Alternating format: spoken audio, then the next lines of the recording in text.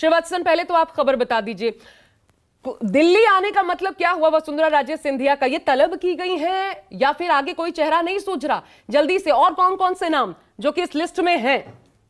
जी देखिए, आपके इस सवाल का जवाब देने से पहले मैं इस वक्त बताता हूं कि मैं इस वक्त वसुंधरा राजे के 13 नंबर सिविल लाइन बंगले के बाहर खड़ा हूं और यहां पर एक चौंकाने वाली तस्वीर सामने आई है, क्योंकि इस बंगले के मुख्य द्वार के दोनों तरफ दो बड़े पोस्टर लगे हैं।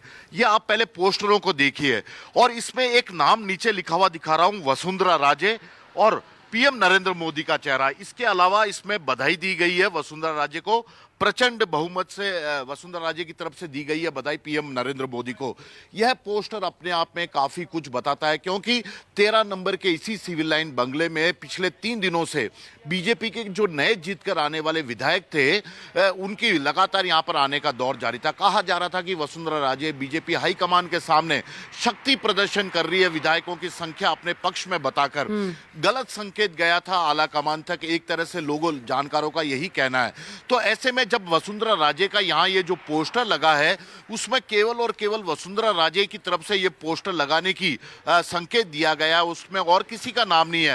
वैसे इससे पहले पिछले 15 सालों की बात करें, क्योंकि जब वसुंधरा राजे राजस्थान में आई थी शुरुआती दौर पे, उस वक्त यदि इस तरह का कोई उनके नाम से पोस्टर लगाओ तो अलग बात, लेकिन पिछले 15 सालों में खुद वसुंधरा राजे ने या उनकी तरफ से उनके नाम के साथ कोई पोस्टर कहीं भी राजस्थान में नहीं लगाया गया है।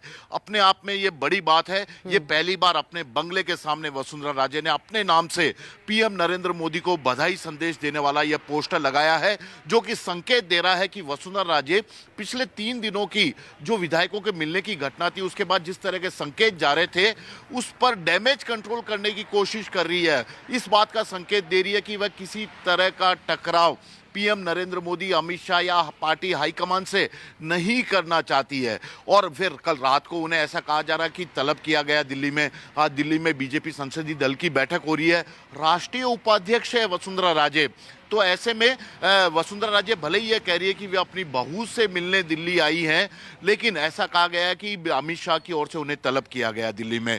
उन्हें लोग यहाँ पर जो विधानसभा के चुनाव हुए थे, बीजेपी की जीत हुई थी, उसके लिए उन्हें थैंक यू जरूर बोला जाएगा, क्योंकि जनाधार वाली नेता है।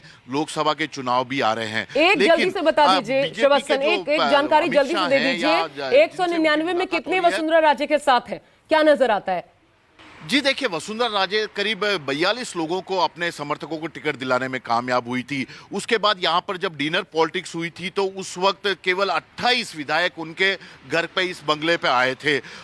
लेकिन जो विधायकों के मिलने की संख्या देखी जाए तो 65 विधायक पिछले 3 दिनों में वसुंधरा राजे से मिल चुके हैं। हालांकि यह बात अलग है कि किसी भी विधायक ने यह नहीं कहा कि वसुंधरा राजे को ही मुख्यमंत्री बनाया जाना चाहिए। उन्होंने यह कहा कि वसुंधरा राजे बेहतर सीएम साबित हो सकती हैं, लेकिन फैसला पार्टी हम भी जानते हैं श्रीवत्सन, कोई बोलता नहीं है। शायद आज जब शक्ति प्रदर्शन होता ही इसलिए है कि बोलना ना पड़े, लेकिन मैसेज चला जाए, तो वही हो रहा है।